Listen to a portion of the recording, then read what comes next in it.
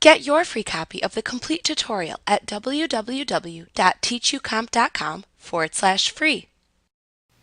Before changing the layout of objects within the Layout Designer window, first ensure that the margins and the grid shown on screen are set as needed.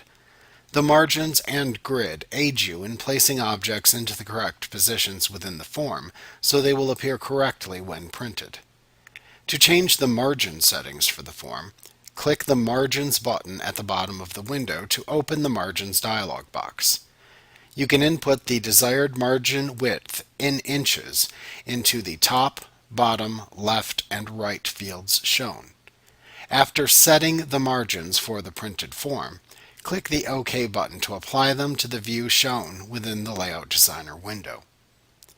You can change the settings of the grid shown within the Layout Designer window by clicking the Grid button at the bottom of the window to open the Grid and Snap Settings dialog box. In this dialog box, you can hide the display of the grid within the Layout Designer window by removing the check mark from the Show Grid checkbox.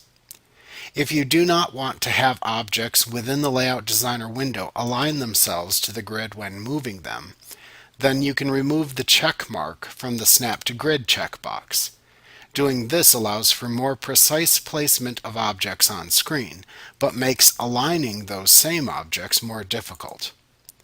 Finally, you can change the amount of spacing between the lines in the grid by making a selection from the Grid Spacing drop-down menu. Once you have finished changing any grid settings you want, click the OK button to apply them to the Layout Designer window.